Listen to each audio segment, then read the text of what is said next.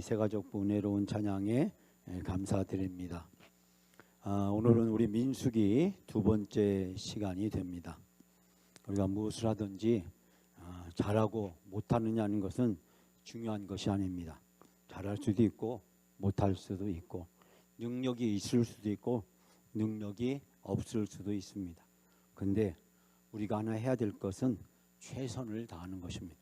우리가 무엇을 하든지 내가 할 수 있는 모든 힘을 다하여 열정적으로 최선을 다하는 것. 결과가 중요한 것이 아니라 하나님은 우리의 마음과 또 우리의 태도를 보시고 기뻐 받아 주실 줄 믿습니다. 오늘 우리 영광 성경통도대학 10번째 시간 민수기 두 번째 시간을 같이 함께 나누려고 합니다. 이 민수기는 우리 아시피 모세가 시내산에서 하나님께 율법을 받게 되었는데 이 시내산에서 이제 출발을 해서 바로 어디로 가냐면 이 가네스 바네아라는 곳으로 이제 가게 됩니다. 이 가네스 바네아 우리가 오늘 함께 읽었던 본문 민수기 하면 가장 대표적인 본문이고 이 본문만 읽어도 벌써 민수기에 제일 중요한 본문과 메시지를 읽었다라고 해도 과언이 아닐 정도로 이 민수기 전체의 전환점, 분수령이 되는 말씀이기도 합니다. 자, 오늘 이 사진에서 보게 되면 이 느보산에서 즉 모세가 하나님께 부르심을 받았던 바로 그곳에서 이 가데스 바네아 이 평지를 이제 바라다 보는 바로 그 사진이기도 합니다. 자, 그리고 이 가데스 바네아에서 이제 마지막 느보산까지 이제 마지막 여행을 하게 됩니다. 이 모압 평지까지. 그러니까 시내산에서 가데스 바네아 그리고 이 가데스 바네아에서 모압 평지까지 이 40년에 걸친 이 두 차례 큰 여행의 여정을 우리가 쫓아가는 것이 바로 이 민수기의 내용을 소개하고 있습니다. 그래서 여러분들에게 지도를 좀 통해서 말씀드리자면 시나이 반도 남쪽의 끝에 있는 이 시내산, 이 시내산에서 이스라엘 백성들이 첫 번째 여행을 하게 되는데 그 여행의 종착지는 바로 우리가 오늘 함께 읽었던 12명의 정탐꾼을 보냈던 이 가데스 바네아입니다. 그리고 이 가데스 바네아에서 12명의 정탐꾼을 이제 파송하게 되고 그 12명의 정탐꾼이 돌아와서 보고한 내용이 우리 오늘 함께 읽은 말씀입니다. 그리고 이 정탐꾼들의 보고에 의해서 결국 이스라엘은 큰 절망과 좌절에 빠져서 흰 광야를 중심으로 해서 이 38년 동안 바로 이 광야에서 이스라엘 백성이 방황을 하게 됩니다. 인간의 입장에서 보면 방황이고 하나님의 입장에서 보면 이스라엘을 훈련시키는 그 과정을 이제 겪게 됩니다. 그리고 38년 지난 후에 다시 이 가데스 바네아에서 출발을 해서 바로 호르산을 거쳐가지고 바로 이스라엘 백성이 어디로 가냐면 이 느보산 앞에 있는 모압 평지에 이르게 됩니다. 자, 이 모압 평지 우리가 지도를 통해서 잘 보이지 않지만 그러나 조금 더 옆을 보면 바로 요단강이 있고 그 요단강을 건너가면 이제 여리고성이 있는 바로 그 지역입니다. 즉 모세가 마지막으로 이스라엘 백성들에게 이 모압 평지에서 두 번째 율법에 대한 이 설교를 하고 이제 가나안 땅에 들어와서 어떻게 살아야 되는지 유언적인 설교를 마치고 느보산에서 모세의 일생을 마감하게 됩니다. 그리고 여호수아를 통해서 우리가 함께 나눴듯이 모압 평지에 출발을 해서 이스라엘 백성은 요단강을 건너서 여리고로 향해서 나가게 됩니다. 자, 그렇기 때문에 출애굽한 이스라엘 백성들의 아주 중요한 세 가지 행로를 우리에게 가르쳐주고 있습니다. 시내산에서 가데스 바네아로 그리고 가데스 바네아에서 38년의 방황과 훈련의 시간을 보내고 모압 평지로 나가게 됩니다. 자, 그래서 사실은 이 한 장만 보면 지금 이 바로 민수기 전체 내용을 우리에게 소개하고 있다라기도 과언이 아닙니다. 우리는 민수기를 통해서 발견하게 되는 것은 광야에서 무슨 일이 있었을까? 우리가 에스더, 느헤미야, 에스라, 죄송합니다. 에스더, 느헤미야 이런 말씀을 통해서 이스라엘 백성이 바벨론 포로에서 무슨 일이 있었는가? 마찬가지로 이스라엘 백성이 이 광야에서 무슨 일이 있었는가? 이 소개를 해주는 것이 바로 이 민수기의 말씀입니다. 즉 출애굽기와 이제 신명기 사이에 다리를 놓아주는 그런 말씀이기도 하고, 신명기는 세 편의 설교로 구성되어 있고 모압 평지에서 모세의 마지막 설교로 끝을 맺고 있기 때문에 사실은 이 민수기가 이 출애굽기와 이스라엘 백성의 가나안 사이에 다리를 놓아주고 있는 말씀이다라고 이야기할 수가 있습니다. 자, 우리가 지난주도 같이 함께 나누었습니다만 이 민수기는 우리들에게 인도하시는 하나님은 어떤 분이실까? 출애굽기는 구원해 주신 하나님, 레위기는 우리를 거룩하게 해주신 하나님, 창세기는 모든 것을 창조하시고 시작하시는 하나님, 그렇기 때문에 창세기는 모든 것의 주인이 되시는 하나님이란 뜻이죠. 마찬가지로 이 민수기는 우리를 인도해 주신 하나님, 시내산에서 이 가데스 바네아로, 이 가데스 바네아에서 다시 저 모압 평지로 우리를 인도해 주신 하나님, 광야에서 40년 동안 이스라엘 백성들이 방황을 할 때 하나님은 그런 이스라엘 백성을 훈련시켜 주십니다. 그래서 이 민수기는 광야 학교, 광야 훈련소라고 이야기할 수가 있습니다. 자, 이 민수기의 핵심 장절은 이 14장 이제 8절이 되겠는데요. 우리가 잘 알고 있는 그런 말씀이기도 합니다. 여호와께서 우리를 기뻐하시면 우리를 그 땅으로 인도하여 들이시고 그 땅을 우리에게 주시리라.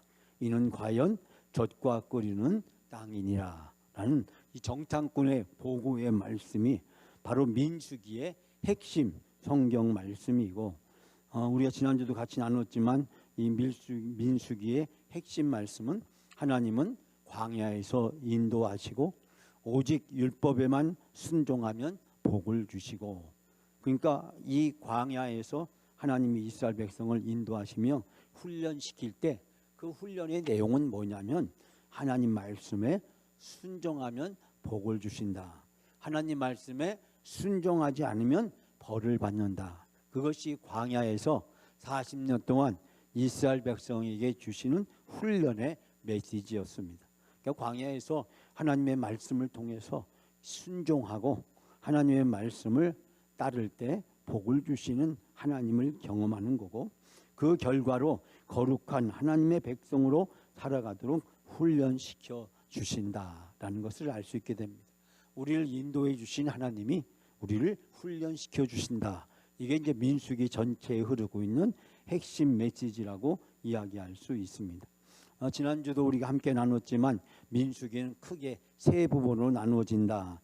그래서 이 민수기는 광야에서 함께 하시고 훈련시켜 주신 하나님, 그리고 이 민수기의 끝은 가나안으로 인도해 주시는 하나님입니다. 자, 이 가운데 세 가지 메시지가 우리에게 소개되고 있는데, 첫 번째 메시지 우리가 지난번에 같이 함께 나누었죠.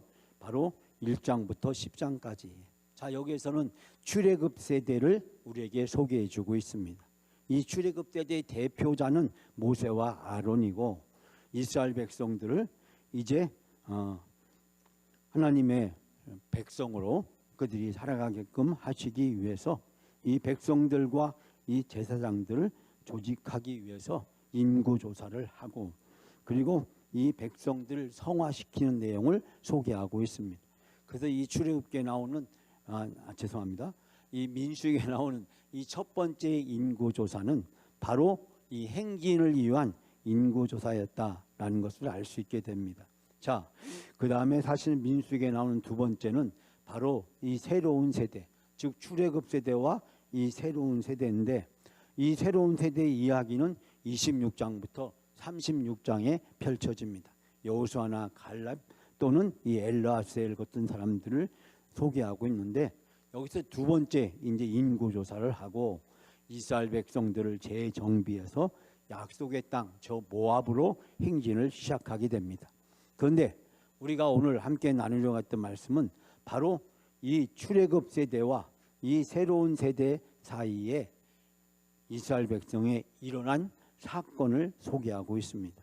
즉 38년 동안 이스라엘 백성이 이 광야에서 방황했던 이야기를 바로 10장부터 25장 말씀을 통해서 이야기를 하고 있습니다. 그래서 이 가데스 바네아에서 이스라엘 백성들에게 무슨 일이 일어났는가, 즉 광야에서 무슨 일이 일어났는가라고 하는 이 메시지는 무엇으로 바꾸어 말할 수 있냐면, 이 가데스 바네아에서 도대체 무슨 일이 있었기에 이스라엘 백성은 가나안 땅으로 들어가지 못하고 38년 동안 방황하게 되었을까. 그래서 우리가 오늘은 이 가데스 바네아의 정탐꾼을 파견한 그 사건을 중심으로 해서 이 38년 동안 있었던 이야기에 대해서 같이 함께 나누려고 합니다. 이 출애굽 세대의 이야기, 그리고 이 광야 세대 또는 이 새로운 세대의 이야기, 그 세대들 사이에서 있었던 사건을 통해서 민수기에 주고 있는 메시지를 같이 함께 나누려고 합니다. 자, 우리가 이제 민수기 하면 제가 방금 말씀드렸듯이 바로 1장부터 이제 36장까지, 그래서 첫 번째 인구조사를 시작해서 이제 시내산에서 출발한 이스라엘 백성이 모압 평지에 도착하는 것으로 이 민수기의 이야기는 이제 끝나게 되는데, 이 민수기의 대전환점이 되는 사건이 바로 이 가데스 바네아다라는 얘기를 제가 잠깐 지금 말씀을 드렸습니다. 근데 민수기에는 두 세대, 두 번의 인구조사, 두 번의 교훈, 또 두 번의 행군, 이 둘이라는 숫자를 우리에게 소개해주고 있습니다. 지난번에도 우리가 함께 나누었지만 두 세대의 이야기, 두 번의 인구조사 이야기, 두 번의 여행 이야기, 두 번에 주어진 이제 교훈을 살펴봤는데, 사실 이 많은 것들 중에서 우리가 기억해야 될 것은 단 두 가지입니다. 이것도 두 가지네요. 첫 번째는 바로 두 번의 세대 교체가 있었다. 세대 교체가 있다는 거죠. 자, 그래서 이 첫 번째는 누구냐면 바로 출애굽 세대, 즉 9세대죠. 9세대. 여호수아와 조금 전에 이야기했듯이 이 아론을 중심으로 해서 이 출애굽한 세대들, 이 세대들은 모세를 대표로 하면서 이 광야에서 그들의 생을 마감하게 됩니다. 즉 하나님의 놀라운 은혜와 축복을 경험했음에도 불구하고 그들이 불평과 불만으로 불신앙적인 모습을 보이게 되므로 모세와 함께 광야에서 생을 마감하고 결국 가나안 땅에 들어가지 못하는 그런 세대입니다. 그래서 이 출애굽 세대, 출애굽 세대인데, 그러나 출애굽 세대가 실패했냐라고 이야기한다면 이들은 애굽에서 나오는데 성공했고, 두 번째는 그들의 자녀들을 훈련시키는데 일정 정도 성공했다라고 이야기할 수 있습니다. 자, 오늘 우리가 함께 나누고자 하는 말씀은 바로 10장부터 25장 사이의 말씀입니다. 자, 여러분 읽으신 분도 있고 또 오늘서부터 다음 주까지 읽어주시면 되는데, 이 가데스에서 일어난 이 방황의 사건을 우리에게 구체적으로 소개하고 있는데, 사실 10장부터 25장까지 말씀을 읽다 보면 네 번의 큰 실패가 그들에게 있었고, 이 불평과 불만으로 계속 거듭하고 있는 것을 발견하게 됩니다. 이 출애굽 세대들의 적나라한 모습, 숨길 수 없는 모습들이 바로 이 10장에서 25장까지 그들의 속을 다 드러내놓게 되고 결국 그들의 인생을 마감하게 됩니다. 그리고 그들의 자녀들이었던 신세대 또는 이 광야에서 태어난 광야 세대에 대해서 26장부터 36장까지 우리가 이제 다음 주에 같이 말씀을 함께 나누게 될 텐데요. 이 세대들은 다시 이 가데스에서 출발을 해가지고 이제 저 가나안 땅을 향해서 이제 들어가게 됩니다. 이 두 번째 인구조사 이후에 가게 되는데, 여러분 우리가 오늘은 이제 이 방황의 구체적인 사건들이 어떻게 일어났는지를 함께 여러분과 살펴보고자 합니다. 자, 우리가 먼저 지난번에 말씀드렸듯이 두 번의 인구조사가 있었다. 그래서 첫 번째는 바로 이 시내산에서 행진을 하기 위해서 어디로요? 바로 이 정탐꾼을 보냈던 그 평지까지 그들이 여행을 떠날 준비를 하게 됩니다. 우리가 이 민수기에서 보게 되면 특징적인 것이 하나 있는데 그것은 바로 인구조사입니다. 그래서 1장 3절에 보게 되면 바로 첫 번째 인구조사를 합니다. 이 계수하다라는 말은 숫자를 헤아렸다라는 뜻이 되고요. 또 26장에서도 보게 되면 여기서도 이 계수하라라고 하는 하나님의 말씀에 따라서 이제 이스라엘 각 지파별로 숫자를 파악하게 됩니다. 광야 40년 그 모진 세월에 놀라운 변화들이 있었습니다. 그리고 애굽에서 나온 많은 세대들이 세상을 떠났습니다. 그런데 두 번의 인구조사의 결과에서 우리가 발견하게 되는 것은 큰 차이가 없다는 것입니다. 즉 첫 번째 시내산에서 한 인구조사, 두 번째 모압 평지로 떠나기 전에 했던 그 두 번째 인구조사, 이 첫 번째와 두 번째 인구조사의 결과에서 나타난 그 인구의 숫자가 거의 비슷하다라고 하는 것입니다.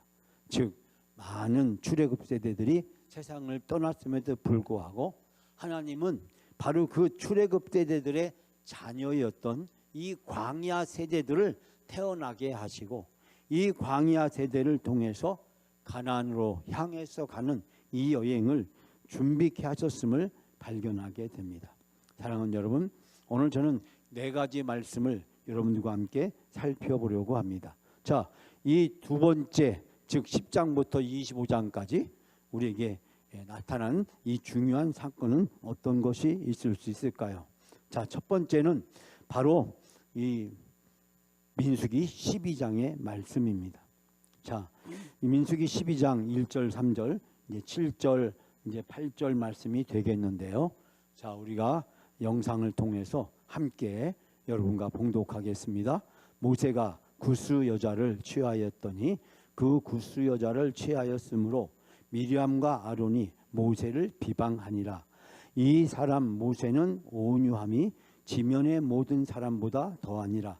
내 종 모세와는 그렇지 아니하니 그는 내 온 집에 충성함이니라. 그와는 내가 대면하여 명백히 말하고 은밀히 말로 하지 아니하며 그는 또 여호와의 형상을 보거늘 너희가 어찌하여 내 종 모세 비방하기를 두려워하지 아니하느냐. 아멘.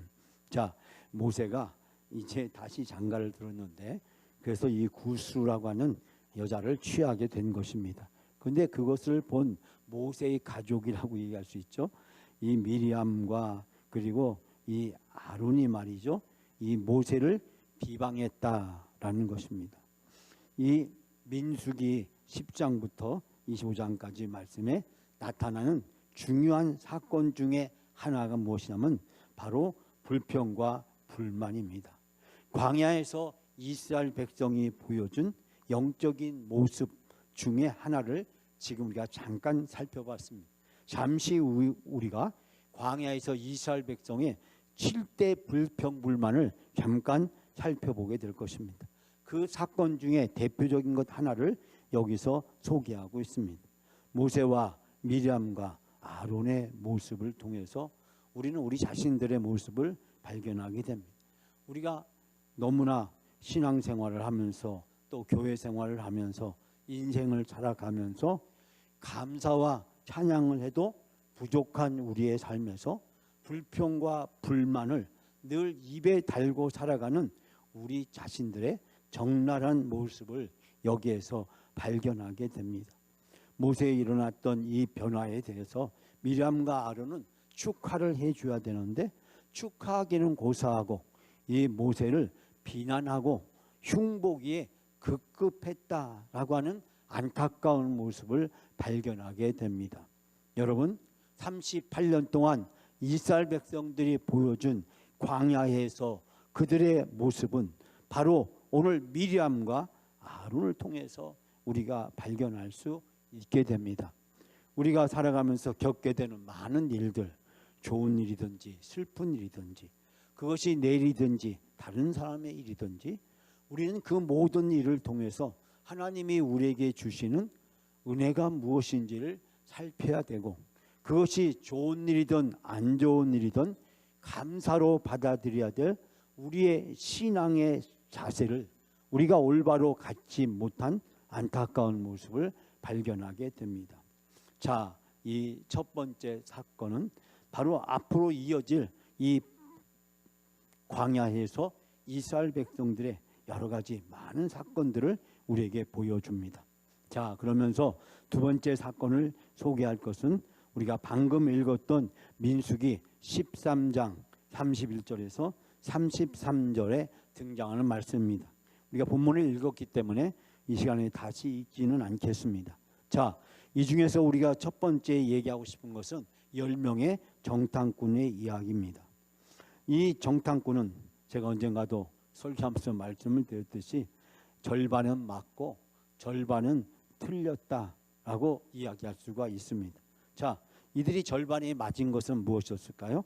그 가나안 땅을 가서 보니 정말 그 땅이 적과 꿀이는 땅이었다라고 보고한 것입니다. 즉 그들은 있는 그대로 보고했습니다.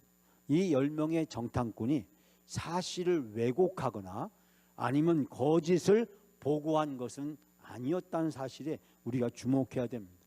우리가 잘못 생각하면 이 10명의 정탐꾼이 사실을 왜곡해서 이스라엘 백성들에게 보고했다라고 생각할 수 있습니다. 이 10명의 정탐꾼의 보고가 온 이스라엘 백성에게 어떠한 영향을 미쳤는지는 우리가 38년이라는 시간을 방황하게 되었다라는 사실을 통해서 발견하게 됩니다. 그런데 여기에서 우리가 발견하는 또 다른 하나의 사실은 이들은 사실을 보았지만 그러나 그 사실을 신앙으로, 믿음으로, 영적으로 받아들이지 못했다라는 사실을 발견하게 됩니다. 그것은 무엇입니까? 오늘 이 본문의 말씀에 자, 제가 빨간 글자로 여러분들에게 소개했는데 바로 악평했다라고 하는 것입니다. 즉 적과 거리는 땅, 그 땅은 어떤 땅입니까? 하나님이 주시기로 약속하신 땅입니다. 하나님의 선물이고 하나님의 언약의 결과입니다. 그렇다면 하나님이 이스라엘 백성에게 나쁜 것을 주겠습니까? 예수님께서 기도하시면 기도에서 말씀하시기를 부모가 자식에게 나쁜 것을 줄 부모가 어디 있겠냐? 생선을 달라는데 뱀을 줄 부모가 어디 있겠느냐? 하나님이 이스라엘 백성에게 적과 끓는 땅을 주신다고 약속하셨습니다. 그리고 애굽에서 이스라엘 백성을 인도해 주셨습니다. 그렇다고 한다면 그들이 보기에 그 땅에 적과 꿀이는 땅이라고 보고했음에도 불구하고 그들은 그 땅을 평가하기를 악평했다는 것입니다. 하나님이 우리에게 좋은 것을 주신 것이 아니라 그 땅이 좋은 것을 맞긴 맞는데 우리가 도저히 감당할 수 없는 땅을 우리에게 주었다는 것. 감당할 수 없는 것, 그것을 하나님이 우리에게 주셨다라고 하는 것이 이들의 평가였습니다. 즉 이들은 객관적으로 사실대로 평가를 했지만 영적으로, 신앙적으로 평가하지를 못했습니다. 하나님이 우리에게 그 땅을 주셨다라는 사실을 그들은 간과해 버린 것입니다. 이 10명의 정탐꾼의 보고에서 하나님을 찾아볼 수가 없습니다. 그들은 오로지 자기 자신들의 상황과 그 가나안 사람들의 상황을 서로 객관적으로 비교하면서 그 비교의 결과를 보니까 우리는 뭐와 같다라고 그들이 보고를 하냐면 바로 우리는 메뚜기 같다라고 이야기합니다. 메뚜기 같다. 그들과 우리를 비교해 보니까 우리는 너무 왜소하고 그들은 너무 거인같이 장대하고 성은 견고하고 훈련은 잘 되어 있고 좋은 무장이 되어져 있고 그러므로 그들과 우리와 싸울 생각을 해보니 우리는 메뚜기 같다라고 이야기를 합니다. 그래서 우리는 이제 이 본문을 가지고 많은 분들이 서로 이야기를 하면서 이 10명의 정탐꾼 이야기를 생각해 보게 됩니다. 자, 이 10명의 정탐꾼의 이야기, 반은 맞고 반은 틀리다라고 이야기할 수 있습니다. 이들은 눈으로, 인간적인 눈으로 바로 그 땅을 평가를 했지만 여기까지 인도해 주시고 그리고 그 땅을 주시겠다고 약속하신 하나님을 그 땅을 평가하는데 전혀 반영하지 않았다는 것입니다. 여러분, 우리가 영적이고 신앙적으로 살아간다는 것은 우리가 처하고 겪게 되는 모든 일들, 기쁜 일이거나 슬픈 일이거나 그 일에 영적인 눈으로, 영적인 시각으로 그 문제를 바라다 보아야 되는 것입니다. 우리가 어떤 어려움에 처했을 때 아이고 큰일 났구나. 그러나 우리가 영적으로 그 문제를 바라다 보면 하나님이 계시는데, 하나님이 나와 함께 하시는데 이 문제도 하나님이 해결해 주실 거야. 이것이 신앙적이고 영적인 평가죠. 아이고 큰일 났구나. 나에게 이런 일이 생기다니. 내가 이 일을 어떻게 하면 좋아? 이것은 절반은 맞지만 절반은 틀린, 즉 신앙의 눈으로, 믿음의 눈으로 보지 않는 것입니다. 결국 우리는 이들을 가리켜서 뭐라고 하냐면 메뚜기 컴플렉스라고 이야기를 합니다. 자, 이 메뚜기 컴플렉스, 이 자존감, 열등감을 표현할 때 우리가 많이 사용합니다. 많이 들은 이야기이기 때문에 여기까지만 이야기하고 넘어가도록 하겠습니다. 10명의 정탐꾼, 절반은 맞고 절반은 틀리다. 객관적인 사실이 있지만 그들의 보고 속에는 하나님이 없었다. 자, 그거에 비해서 2명 여호수아와 갈렙의 보고는 어떻습니까? 그들의 보고에는 바로 하나님이 계셨습니다. 즉 그 땅을 인도해 주시는 분이 하나님이시다. 여기까지 인도하시고 앞으로 그 땅에도 인도해 주실 분도 하나님이시다. 그것이 바로 여호수아와 갈렙의 평가였고, 그렇기 때문에 여호수아와 갈렙은 뭐라고 보고하냐면 그들의 보호자는 그들에게서 떠났고 그리고 여호와는 우리와 함께 하시니라. 그들의 보호자는 떠났고 하나님은 우리와 함께한다. 그러면서 여호수아와 갈렙의 최종적인 보고는 그들은 우리의 먹이다라고 이야기합니다. 여기에 누가 계신 겁니까? 하나님이 계신 것입니다. 즉 10명의 정탐꾼은 하나님이었고 여호수아와 갈렙에게는 하나님이 있었다라는 사실을 우리는 여기서 발견하게 됩니다. 여러분, 2명의 정탐꾼의 보고, 그 10명의 정탐꾼의 보고와 비교하면 하나님이 없고 하나님이 계시고, 그래서 이 먹이라고 하는 이 고백은 바로 하나님이 우리와 함께 하시고 하나님이 우리와 함께 싸워 주실 것이기 때문에 바로를 꺾으신 하나님, 아말렉을 꺾어주신 하나님, 홍해바다를 건너게 하신 하나님, 광야에서 우리를 지켜주신 하나님, 그 하나님을 바로 이 가나안에 대입하면 그들은 우리의 상대가 되지 않는다라고 하는 영적인 태도를 우리는 발견하게 됩니다. 10명의 정탐꾼은 인간적인 눈으로만 보았고 여호수아와 갈렙은 바로 인간적인 눈에다가 영적인 눈으로, 믿음으로 그 문제를 보고 있었다라는 사실을 발견하게 됩니다. 여러분, 이 광야 사건에서 하나님은 이스라엘 백성에게 아주 중요한 교훈을 하나 주십니다. 그것은 바로 민수기 21장 이제 5절에서 6절 사이의 말씀인데요. 자, 우리가 영상을 통해서 좀 글씨가 작지만 함께 읽어볼까요? 백성이 하나님과 모세를 향하여 원망하되 여호와께서 불뱀을 백성 중에 보내어 백성을 물게 하심으로 이스라엘 백성 중에 죽은 자가 많은지라. 백성이 모세에게 이르되 말하되 우리가 여호와를 당신을 향하여 원망함으로 범죄하였으므로 여호와께서 기도하여 이 뱀들을 우리에게서 떠나게 하소서. 모세가 백성을 위하여 기도하며 여호와께서 모세에게 이르시되 불뱀을 만들어 장대 위에 매달아라. 물린 자마다 그것을 보면 살리라. 아멘.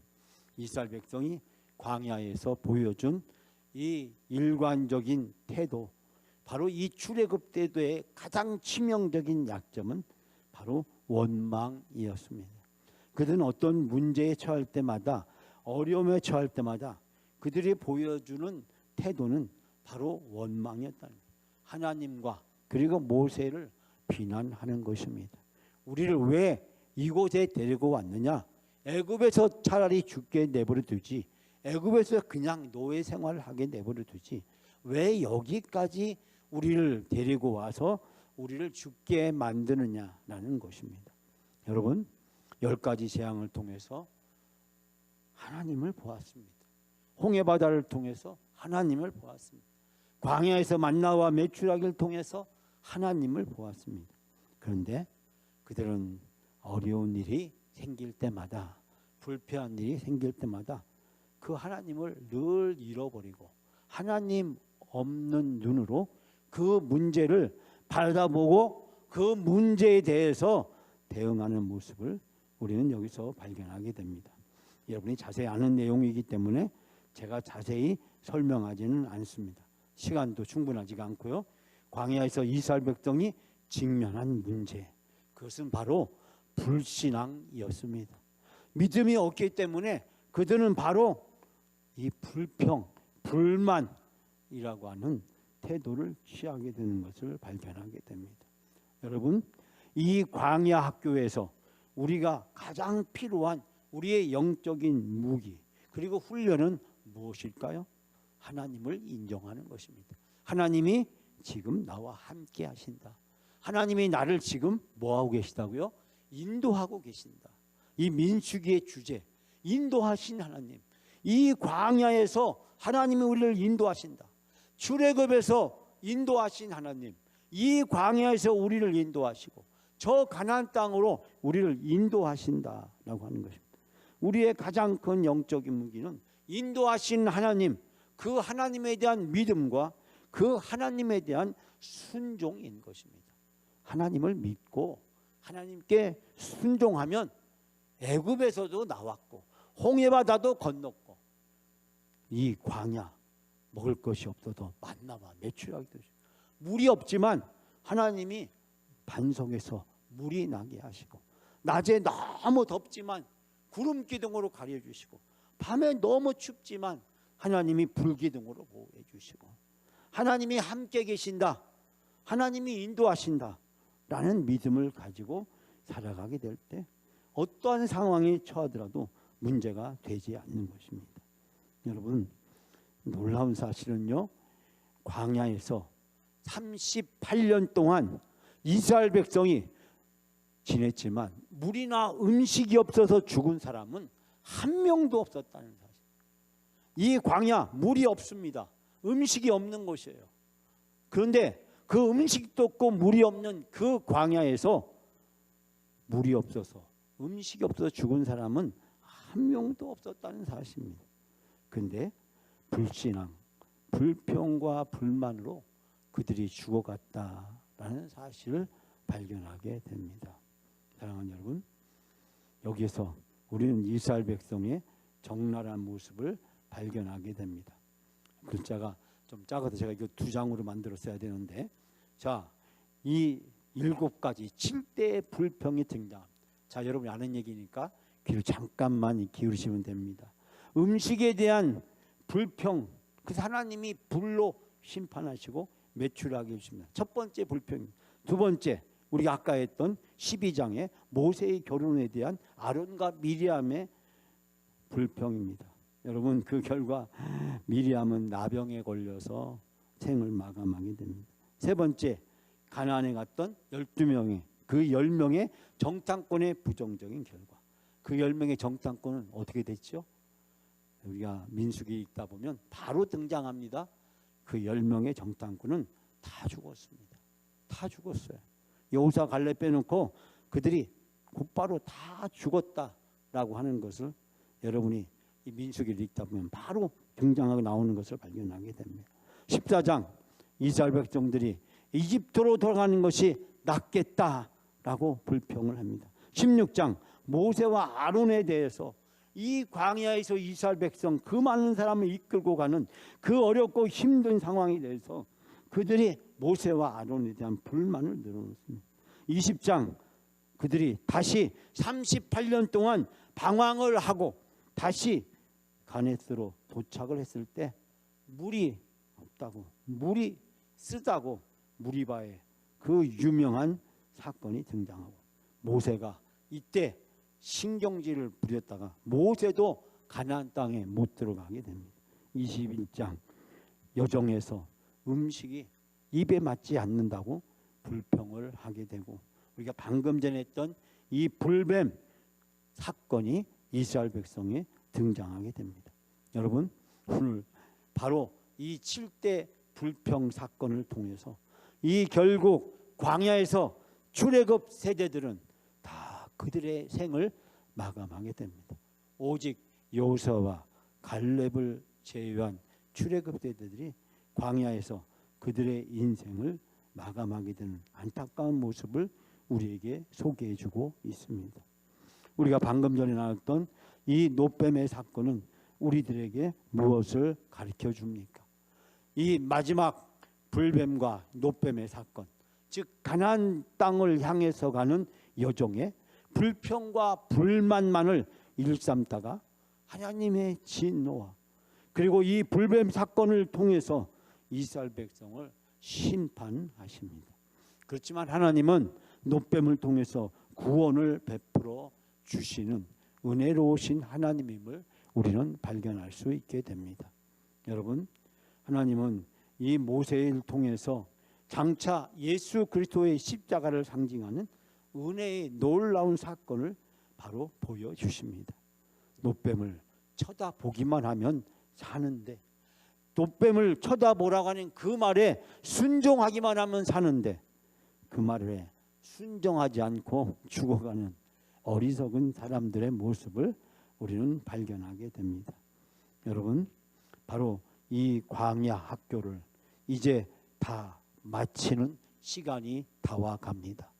바로 이곳에서 다시 모압 평지로 떠나가면서 이스라엘 백성이 38년 동안 이 방황했던 시간들을 돌이켜보니 끊임없이 쏟아내는 원망과 불평, 배신과 반역, 우상 숭배만 일삼다가 광야에서 그들이 다 죽어갔습니다.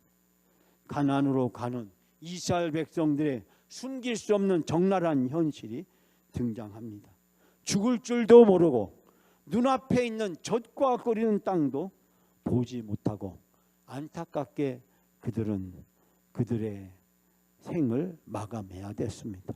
출애굽 세대에 있어서 광야 훈련 학교의 졸업식은 가나안 땅의 입학이 아니라 이 땅에서 광야에서 그들의 생을 마감하는, 즉 죽음이었다라는 안타까운 모습을 발견하게 됩니다.